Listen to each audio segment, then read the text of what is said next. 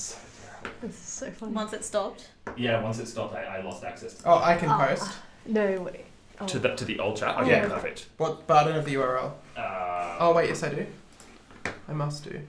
It's the key that's in the URL there. If you just grab that, Just like before live streaming. no, That's no, no. just EAA. Grab that and then chuck to like youtube.com/ what's the link? You can go YouTube. Let me do it here. Let me just go here. Just change the .be to .be and then / that link. So youtube.be/link. / paste. Paste. No. There you go. That's it. Oh, it's us. This is a recursion. Oh, cool. Nice. Okay, yeah. This is, The event is over. Chat is no longer available. I'm gonna Oh, send an gosh. announcement. this is Yeah. New thread announcement. New link for. Okay, no touching of the stream No, deck. Yeah, don't touch the stream No deck. touch. You can do it from here. Yeah. Yep. Good, nice. good call. The more you know. And then we want this to be like this. I Um, think this can be a bit smaller. Yeah? Yeah. Yeah, I think just click on the specs. Yep, nice. Yeah, that one. I mean, you can play it. You can fix this Yeah, if you yeah. like. Well, be good. Yeah, so just don't touch that. Cool. Alright. Should we read it? Well, we should probably wait till people Posted. Yeah, you turn gotta up. wait. Yeah. But remember, it'll be recorded, so. Okay. Is it? Alright, don't stress. All good. Thanks. Alright, so we start in like 1 minute or something. Yeah. For people to join. You can put it, you can mute the mic or something. The emails are all getting sent out, right? Awesome. Thanks.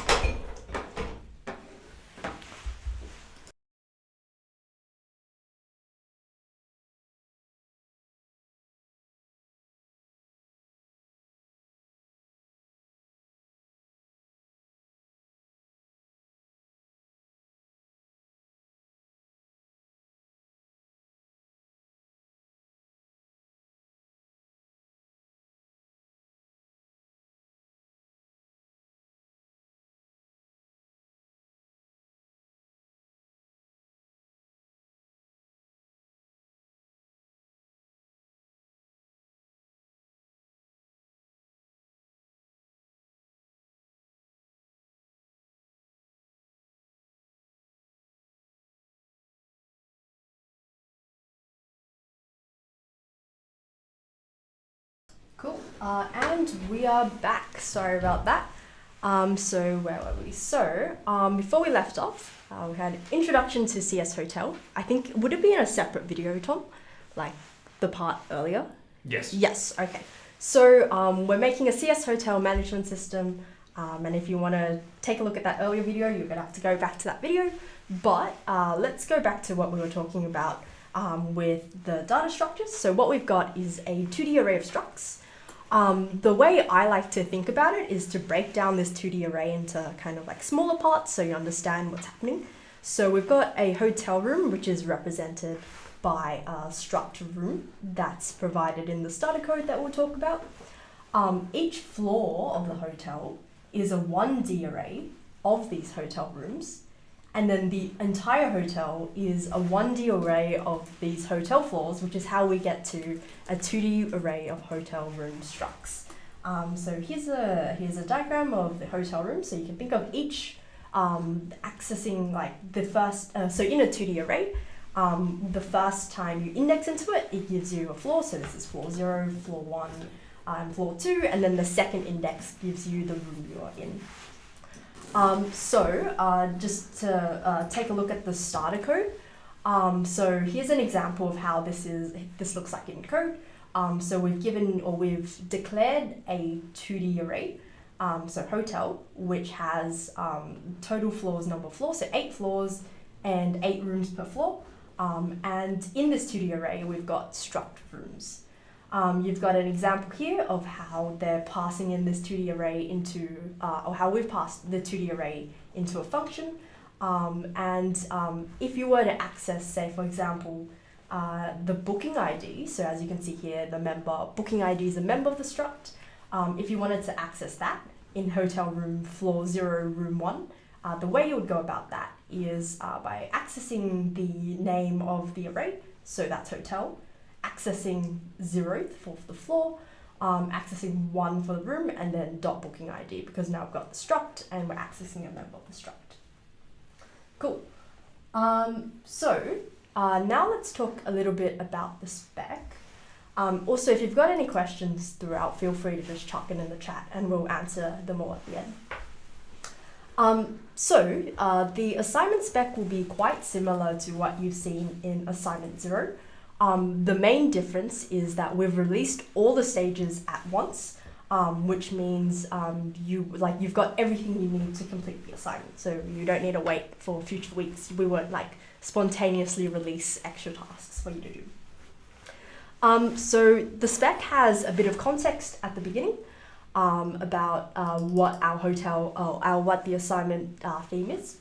We've got an overview which gives you the assignment structure. So we've talked about the data structure for this assignment. So it's a 2D array of struct rooms. We've got information about the struct and assumptions that you can make. Here's a nice picture that Paula drew of the struct hotel, so you can have a visual in your head. We've got a section on key terminology, so throughout the spec, or when you're reading through the spec and you encounter a term that doesn't quite make sense, feel free to go back and have a look at this. And then this is the interesting part, so this is where the commands that you're going to implement. So these are split over multiple stages. We've got 2 kind of parts to this assignment. The first, which is stage 1.1, is the setup stage, and this involves scanning, Paula will talk more about this, scanning into the hotel and inserting the initial people in the hotel, and then from stage 1.2 onwards, everything will be processed as commands in a loop. So you'll enter a command and then it would execute something and then ask for another command until the user hits Control D to end the program. So here's a list of the commands that you'll be implementing. So that's a summary. Here we've got the reference implementation. So if you want to see what your program should be doing, you can run 1511 CS Hotel and then you'll be able to play around with the specs. So if you have any edge cases or things you're not sure if that you want to clarify, so if I do this, what should the output here be? You should take a look at the reference implementation. So in allowed C features, this is everything you need to complete the assignment, so you won't need any special knowledge outside of what's being taught in the course. We've also got here information about the starter code that you will be able to download here. And we've got the stages, so these are the tasks that you have to complete. These are separated into tabs. So we've got stage 1, stage 2, stage 3, and 4. Then if you scroll down, you have information about assessments. So don't plagiarize. There's also the command to give the assignment, so to submit it. So this is exactly the same as the labs. We'll take your latest submission, so make sure you run give regularly to back up your work. There's information about the assessment scheme, which we'll go over more towards the end, style, and the due date. So this will be due on the 11th of July. Cool. So I'm going to pass over to Paula now to talk about getting started about the assignment. Cool. Alright, cool. So let's go back up to the top of the spec and we can have a look through some of the first things that you guys will need to do. Getting started should be really chill. So, and it's a good idea to get it done early. So yeah, just following along with this will be a really great way to do that. Alright, cool. Let's get Tiger VNC up and then we can go through it together. So, probably the first place I should start is having a look at the starter code. So here under the How to Get Started tab, just above all of the stages, we've got a few different ways to download the starter code, but I'm just going to be using this copy command here. So I'm going to get this and copy it. Oh, is it going to let me copy? Maybe I can use the... And then No, this computer's not letting me paste it. Alright, I'm just going to type it in then. Can you edit paste? Edit paste? No, that's just the the previous thing. Yeah, I'll try to do it one more time in here. So, oh, it might be Command C. Should be Control C, if that helps. Yeah, sorry, I meant Control. Yep. Cool. Okay. Yeah, so I just copied the whole across the whole thing. Just put this into your terminal, and I've already created a folder for my assignment one. Obviously, this is inside my tutor folder, but yeah.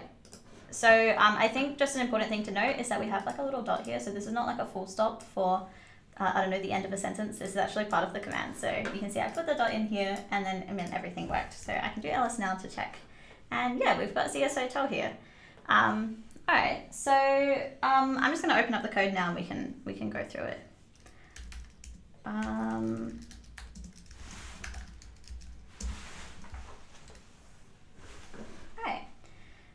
so if you're getting started with the assignment, making sure you understand the starter code is a really good place to start, but we'll go through it together too here. So Ada already went over our main data structure for our assignments. So we've got this hotel here. So this is sort of the main variable that we'll be using, the hotel variable. And it's just a 2D array of struct rooms. And we've already created this for you guys. And we've already kind of set it up really nicely too. So it kind of stores a bunch of nice initial values.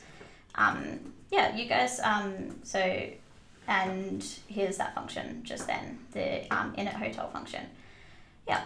So you guys won't really need to be interacting too much with the init hotel function. So I'll just briefly go over this, but yeah, we can read the comment here. It says initialize the booking ID and price of each room to be the default values. So, and we've just defined what the default values are for both of them. Yeah, this could also be like a bit of a hint as to how you can go through and access every single room in the hotel. So, but for now, we can just like move on from there. Cool, okay, let's go back up to the start. Yeah, and we've given you guys a few print statements to start off with, which is the same as in this, as what you're meant to do for the assignment, and it's the same as the sample solution too. So you won't need to edit any of these commands too. And we've printed out, and we've also printed out the hotel. So since nothing has really been added to the hotel, it will just be an empty hotel and then just say bye at the end. Yeah, we could probably just like run this now and just see what it does, and it will be pretty simple. So.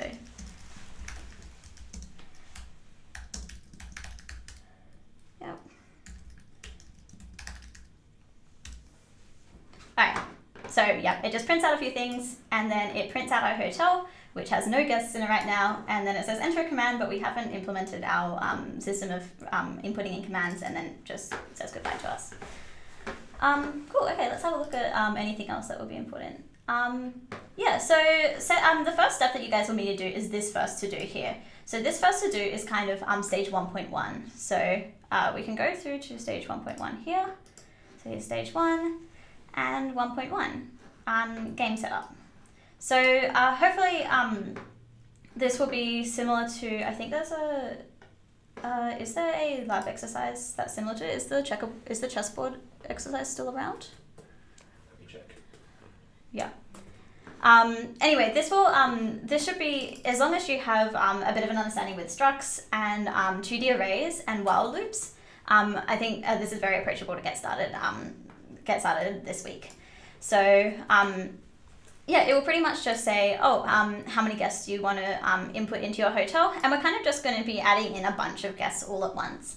So this only happens once throughout the hotel, and it will just happen right at the start. It says, how many guests do you want? We'll input that in, and then we'll give more specifically where we want to put our guests in our hotel. So here we're saying which floor number and which room on the floor. And so just say we input in 3 guests, then we will have to give 3 examples of 3 different room locations. And then it will, since it's the to-do is before the print hotel, it will print out the hotel with the new guest added in. Yeah, and this has nothing to do with scanning in until EOF. So if you haven't covered that in your lab this week or lectures, then don't worry, you can still get started with stage 101, 1.1. Cool. Okay, I think that's about it for how to get started. And cool. Okay. Was there an update if there's one of the labs that is we can point them to? Yeah, I mean the best lab to point to is probably the race results. Yeah. But that's for a 1D array. Yeah. So the race results is very similar to this, but for a 1D array instead of a 2D array. Cool. All right. Ada, do you want to go next? Yeah, nice. One thing I'll add about the starter code is you shouldn't have to modify any of these functions that say do not edit below here. So if you find yourself modifying, especially the two print hotel functions, you've probably done something wrong. The only thing you really have to modify is like the 2D array that gets passed into this function to print the hotel. So don't touch this code at all. That's a good point. Cool. So after you've kind of copied the starter code over, what I recommend doing is just running auto tests, just to see that you've got it and it works. All the tests will fail, but let me run CS151 auto test CS hotel. So this is identical to how you would do it in the labs. So I'll run all the auto tests. yeah, so I'm not going to run all the auto tests, so I'll stop it here. I'll theoretically stop it here. Is it control? I think it's kind of... Yeah, it's control C on okay. this keyboard. Cool. So something that's helpful for the auto tests is understanding how to read the auto tests. So what I like to do is I scroll all the way up to the first one that I don't pass. Okay, so the first one that I can see is this one here. So it'll tell you what your program produced. And then if you scroll down a little bit furthermore, here you've got the input for the test. So if you find yourself not passing one of the auto tests, what you can do is you can compile and run your program manually and then use these as the inputs. And then you can see kind of like what your program is doing at every stage. You can also run this or like just the single auto test on its own by typing this command in. So I find taking a look at the input for the test really helpful when you're writing your own code. So that was the auto test. Something else that you can do, especially as you get onto like the later stages where like the auto tests might not necessarily cover all the cases you have to consider, is running the reference implementation, so 1511 CS hotel, and then you can see how your program is supposed to behave. So if I input it, you can see like after I implement this command, this is what it should do. And then see if your program matches that, which is exactly what the auto tests are doing. So that's a reference implementation that you can play around with. Do you want to now talk about the stages, Paul? Yeah. Yeah, Cool. sure. Okay. Cool. We'll go over stage 1 first. Alright, so I already went a little bit over how stage 1.1 works. So if we have a look at let's just run the reference implementation again and I'll show you what stage 1 lets us do. So we'll do control C. Alright, so it pretty much just asks us to give a prompt to the user and how many guests we want to add in. So I went over this a bit before. So just say we want to add in 3 guests, we'll say 3, and then we can give them the room numbers. So I'm just going to give a few room numbers here. So, whoops, wait, let me just do that again. So 3, 1, 2, 1, 3, and 1, 4. So, yeah, well, so since I asked for 3 guests, it means I'm going to give it 3 room numbers, and then as soon as I press enter, it will print out the hotel and then put them in. So this is just stage 1.1.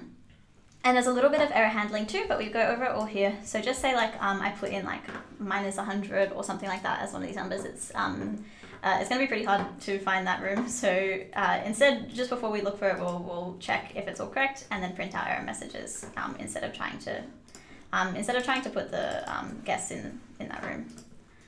Alright, let's just quickly go over the other few stages of 1.1 and then I think Ada will go over the rest. Yep. So, alright, so these are the examples. Yeah, so we give you a few examples. You guys can look over those yourself. Yeah. And then we have stage 1.2, which is pretty much setting up your loop, your while loop that will help you input in a bunch of different commands. So you can see here that it's prompting me to add a command. So I can press P for a command and it will print out the hotel. And there's a few other commands that I can do, but I could like press P as many times as I want. It doesn't look like it's doing anything, but if we scroll up, we can see the hotel was printed out a bunch of times. So this is kind of, so this is a while loop that needs to be terminated. That just keeps on going until I press EOF. So on my keyboard, I'm going to press Control D. Yeah, and then it will pretty much end the program and it will say bye to me, and then we're back at our terminal. So this is pretty much what stage 1.2 is doing.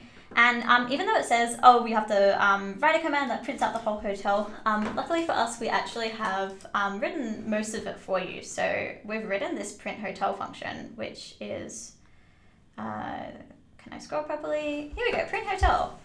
So yeah, we've already written it for you guys, and you just need to call this function whenever someone inputs in the P command. Yeah. Cool. And we've got stage 1.3, which is saying, you know, I want to ask who's in a certain room. Then I can use this question mark and I can give it the room number, both the floor and the room on the floor, and then it should tell me which guest is in there, or it could say the room is empty. Again, there's a few error messages, but it's relatively the same as stage 1.1, the error messages. Yeah, and then we've also got adding a new guest. And the last one is if a guest leaves the hotel. Yeah, so I'll just do another little demo of this so you guys can see what's going on. So I'm going to add in 3 guests again, just the same as last time. Whoops. And I'm going to add another guest just on the same floor next to guest 2. So that would probably be room floor 1, room 5. So we'll say add room 1, floor 5. And then we can print out the hotel again, and then another guest is turned up here. And then I'm going to get this guest at maybe the first guest that we added in. Let's remove them from the hotel. So that was room floor 1, room 2. So leave floor 1, room 2. And then it says goodbye to them, and then we can print out the hotel again, and then here we can see booking number 0 has finished. I realized we probably didn't go over like the layout of the order of the hotel and the booking number, so maybe I'll go through that now.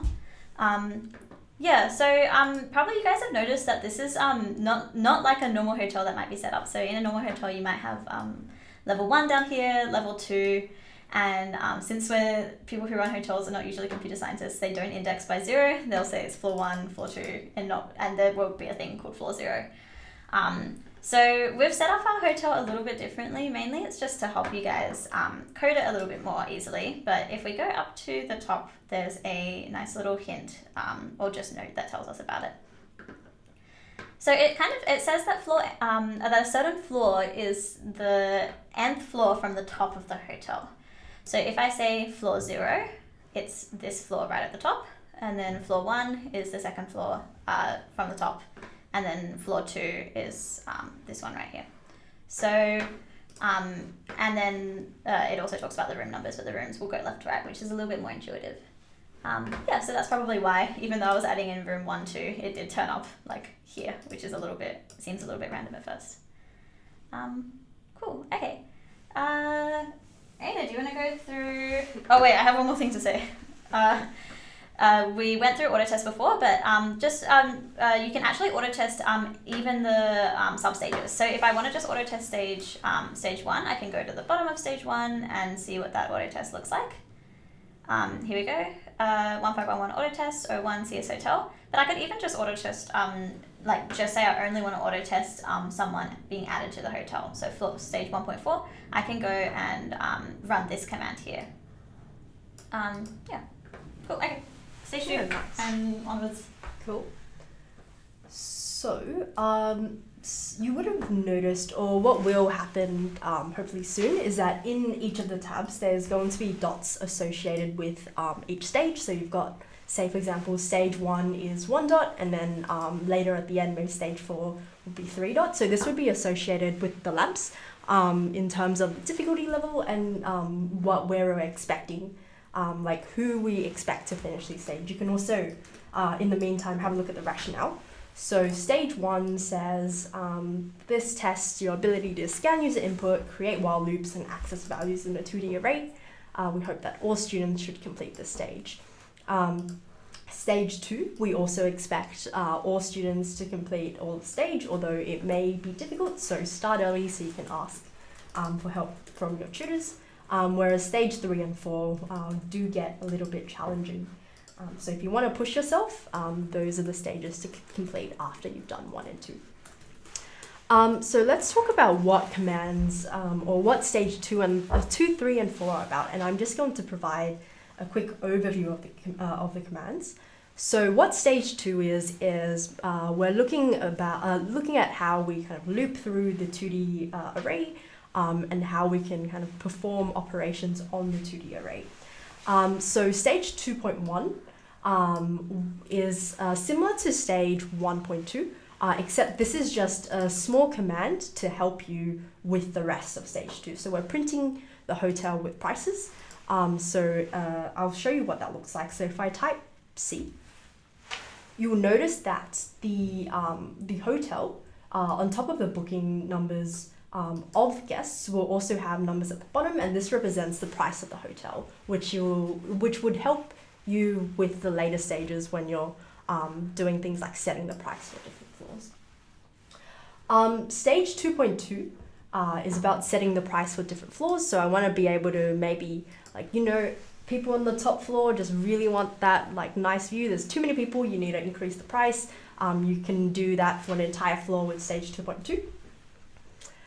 Stage 2.3 is varying the prices of all the rooms. So for example, because of inflation, we need to increase the price of all the rooms, or maybe you're feeling nice and you want to decrease the price of all the rooms. You should be able to do that with this command. Stage 2.4 is calculating the total revenue for the night.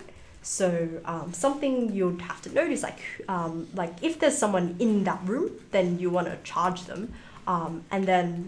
So we want to print different messages about the revenue because so there's a landlord that wants to make sure you pay your rent on time, and you've just blocked their number and auto-generated a text. So if you read the overview, you'll get a sense of what you'd have to print out depending on the revenue for the night. Stage 2.5 is adding guests to the best available room in the hotel. So what we mean by that is if a guest, say, doesn't know what room or floor they want to be added to, if they type the command, is it J? Yeah.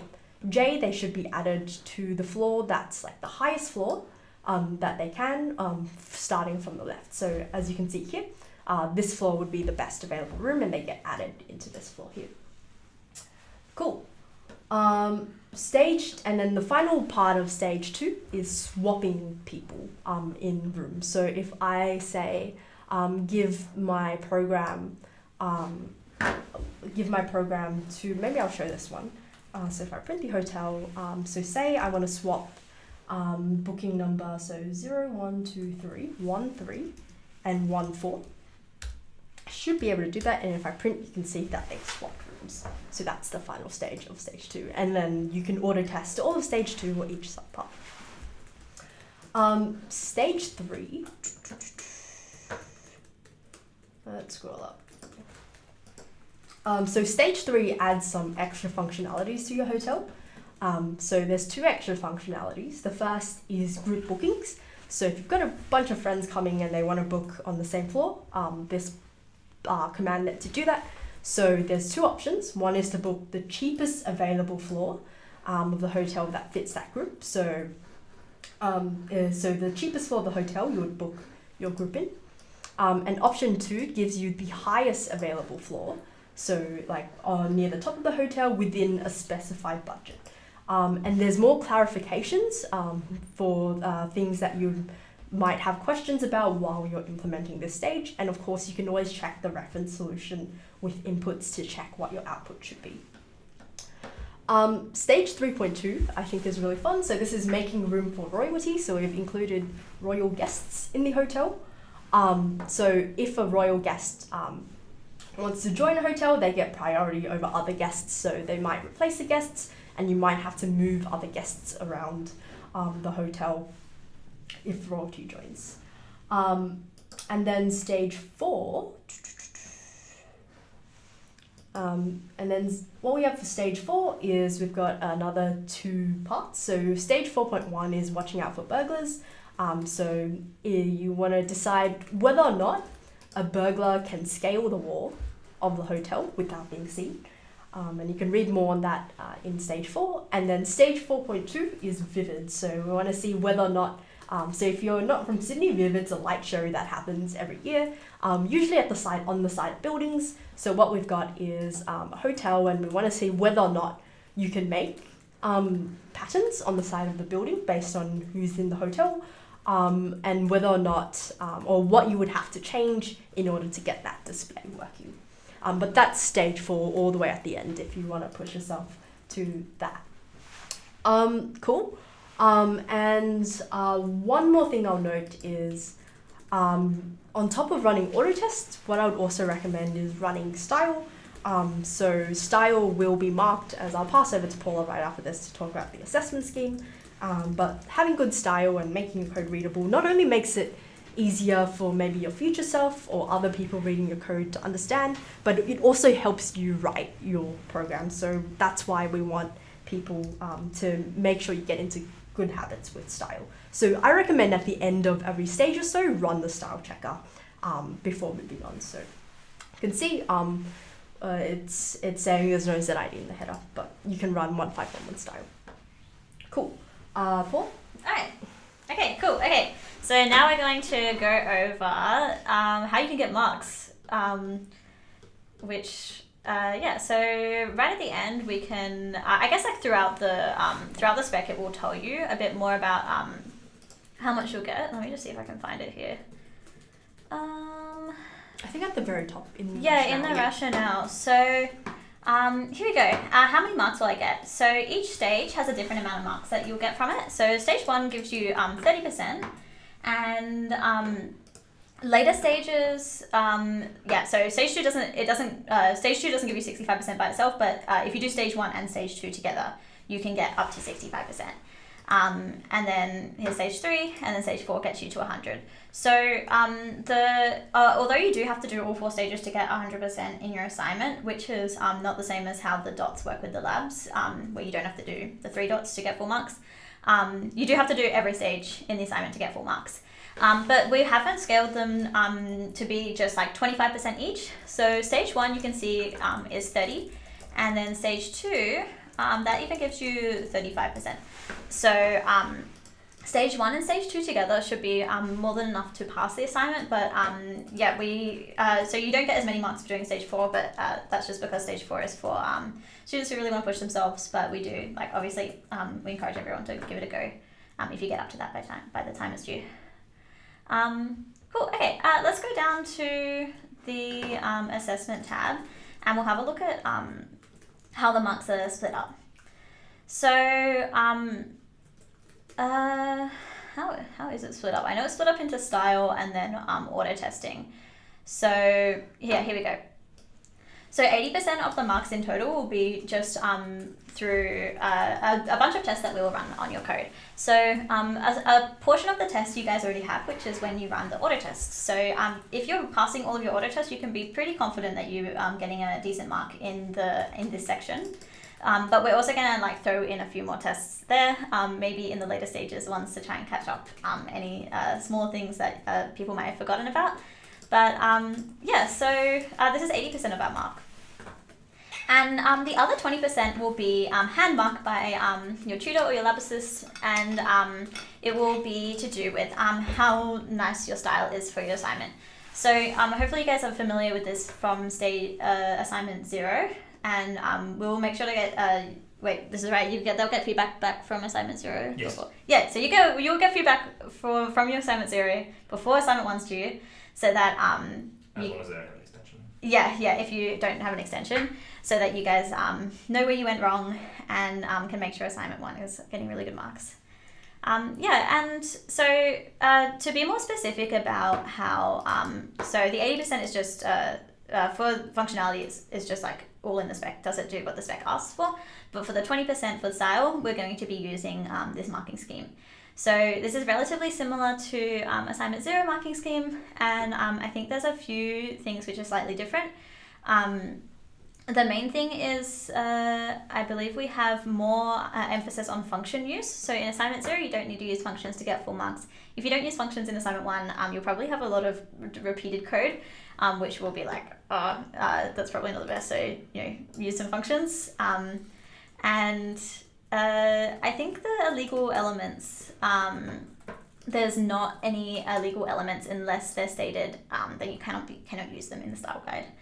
So yeah, and that's about it for the difference. But make sure you just go over this yourself, and just before you submit, just pretend that you're a tutor and that you're marking someone's work and think, oh, would I give them full marks for their header comment or their white space? So yeah. Alright, that's about it for the marking scheme. Is there anything I forgot? I don't think. Cool, okay. Sounds good. Yeah. It's worth noting that style marks are free marks. Yep, style marks are free Yes. marks, says Tom. Yeah. And you have the marking scheme that the tutors are going to use, so I definitely recommend just like looking over it, as Paula said, checking off every checklist. And I will happily do style, like pretend that I'm marking during the lab if you ask me to. I'm sure a lot of other tutors will be happy to if there's not any other like serious questions. So yeah, that's getting it done early, you can totally get 100% in style very easily. Yeah. Okay, and we should probably mention the due date too. So it's due at the start of week 7. What does that give us? Like 2.5 weeks to get it done from now? Yeah, roughly. Yeah, and you'll have Flexi week 2. 2 weeks and 3 days. 2 weeks and 3 days. Yeah, should be chill. Yeah, and you can read about the penalties for being late yourself. Okay, so alright. So now if you've got questions, just chuck them in the chat. We'll answer them as we go. In the meantime, some tips for the assignment from us. Which we just think of your Q&A questions now so that we actually get some. You don't think of it 5 minutes after. But if not, or if you're watching this after the fact, you can of course ask on the forum. Yeah. Alright. Sure. Yeah. Do you want to alternate? Okay. Cool. Okay. I will start. So starting early. This is really obvious, but there's a few reasons why we like to say this. The help sessions get really packed at the end, close to when the assignment is due, and even a lot of the online labs get really packed because people go there as kind of instead of going to a help session. So if you start early, then you can get your free style marks from getting it faux marked by your tutor, and then you can also turn up to help sessions without having to feeling that you may not get seen that day. Yeah, and sometimes when I'm coding, sometimes I'm staring at a bug for ages. I'm frustrated. It just doesn't work. And then I go to sleep or I go for a walk or I do something else and I come back and I'm like, oh, I found it. Yeah, and you fix it's so it. easy. Yeah, so if you give yourself enough time, maybe break it down by stages. Stage 1.1, you do it right after this live stream. Should be good. Oh, and another point as to why I'm starting early. Assignment 0 and assignment 1 are not comparable with how much time it will take you. So I don't know if we've set how many hours assignment 1 should take, or a percentage of how many times it compared to assignment 0, but it will definitely take longer than assignment 0 took. So make sure to give yourself more time than you gave to assignment 0. Assignment 1 is worth 3 times as much as assignment. Yeah, that's a good indication. So it's worth 15% overall to your final 1511 mark compared to 5% for assignment 0. Yeah. Cool. So the next thing is to auto test and to submit often. So I recommend you've got auto tests for each substage. Auto test it at each substage. Don't write your entire program and then auto test it all at once. But I'm sure when you're doing the labs, you know what not to do. So auto test your small parts and then give often as well, so you don't forget. And we just take your latest submission, so you can give as often as you want. Cool. This one's kind of important. It's okay not to finish everything. There's a reason that we put our assignments in stages. It's so that you can complete, around half the assignment and get sort of a reasonable amount of marks for how much work you put in. So if you're finding that it's taking you a bit longer, and maybe if you're not getting the all of the 3 dot questions or in the labs, don't feel like that you have to finish stage 4. Not everyone will finish stage 4, and we purposely make stage 4 a lot harder than the rest of it, so that it's kind of we can distinguish between people who are completing the whole assignment. But yeah, definitely make sure to just try and aim for stage 1 and stage 2, but yeah, don't stress out if you're not finishing everything. Yeah, we've also structured the assignment in the way, so if you look at the rationale, like what we really want you to get out of this assignment is like how to work with 2D arrays and how to work with structs. And doing stage 1 and 2 will give you a very solid foundation for the rest of the course and further kind of computing. But then stage 3 and 4 is just there to kind of have more practice with that and more challenges. But if you have other assignments to do, kind of decide your own limits and know when to stop. It's fine that you don't go all the way to the end. Cool. The other thing is style. I've talked about this before. Having good style from the start is a good idea. So write your code with good style, or at least start off write a bit of code and then check the style. And then you get into a habit of writing code with good style, like for example, good indentation, using functions, things like that. And that just helps you with debugging your code and for writing your code in general. Yeah, cool. So that kind of follows along to this point, use lots of functions. So if you've gone over functions in the lectures, you'd know that it's a really good way to avoid duplicating code. So I always like to say that I'm really lazy. I think all programmers are really lazy. We don't want to do anything twice. So instead of having to write, we've got stage 1.1, let's have a look at that adds in guests into a hotel. We've also got stage 1.4, which I think also adds in guests into a hotel. So we can kind of see wait, did the stream break? Oh no, this just changed. Anyway, you can see that both of them are adding in guests to a floor. So this is like an indication that you might want to use a function there. So yeah, using functions will make your coding quicker, and it will help your style, and it means that right at the end you don't have to go and try and refactor your code, which can be difficult sometimes. Yeah, cool.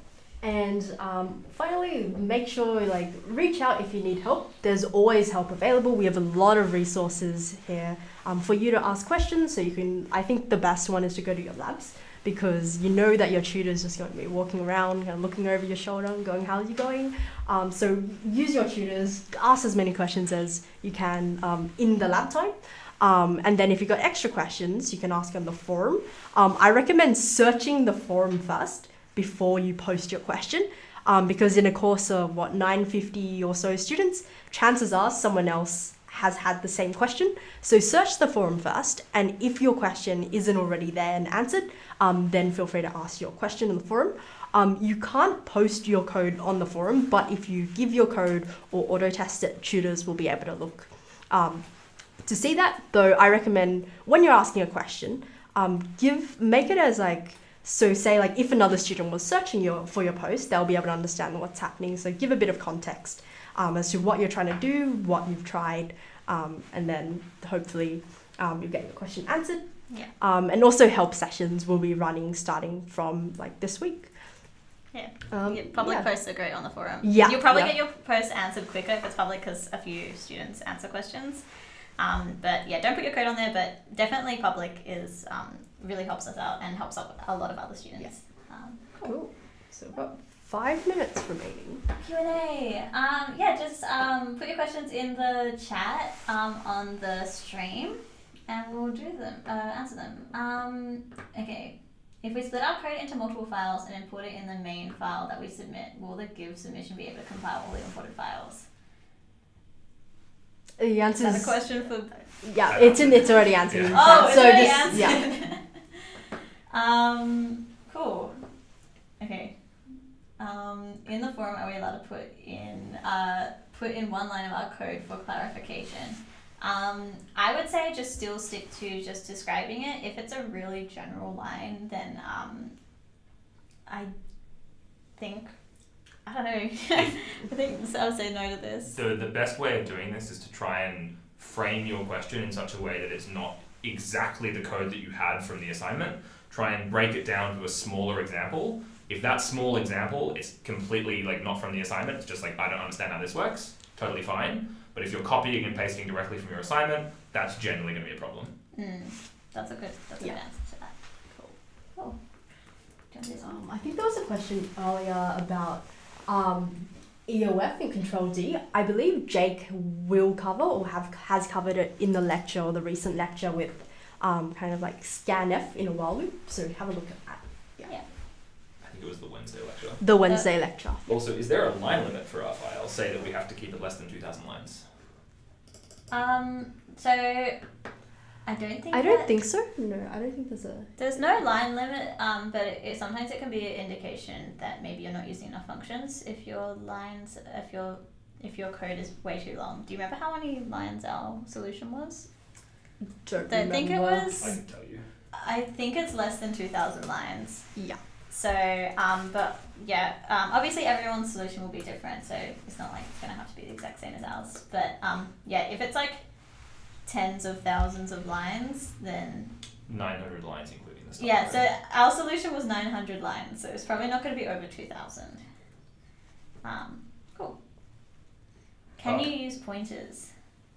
I think you can use pointers. Yeah, you won't need to, but I think you can if you. There's a few. Yeah, there's nowhere where you will need to use pointers. Like you don't need it to complete the assignment, but if you want to, you if can. you think it makes your code like nicer to use pointers, also think about the style guide. Like style is to make our code, easy to read from someone else. If you're just using pointers for the sake of using pointers and it's like not making it readable, then we might actually deduct style marks. Actually, it's not in the rubric, but we'll just be like, no, don't do this.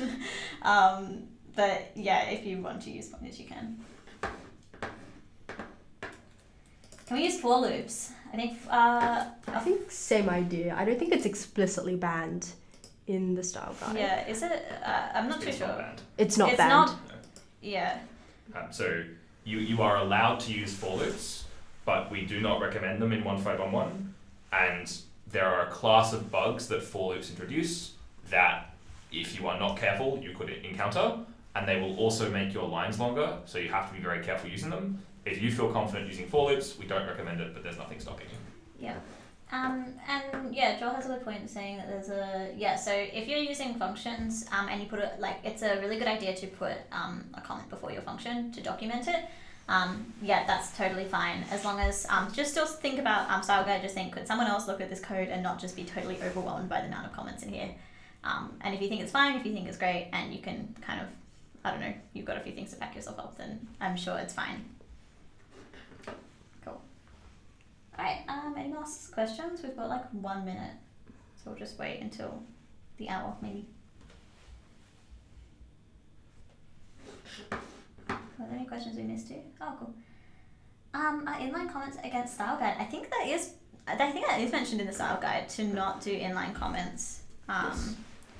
Yeah, we can open up the style guide and have a look. But yeah, putting comments before your code is definitely recommended. Control F comments. Oh, it's just gonna say recommended. There. Yeah, here we go. It says to not use inline comments here. Boo. Alright. Alright, I think that's about it, right? Yeah. Cool. Can I just add, thank you very much, Paula and Ada, for your wonderful work on this assignment and the live stream. Thank you. I also realised we probably didn't introduce ourselves. Oh yeah. That's okay. Hello. This is Ada and I am Paula. Yes. Yeah. Reverse. Maybe a bunch of them already know us. Okay. Yeah. Cool. That's all. Thanks All right. everyone. See you guys. Bye. So I think we gotta click the stop streaming.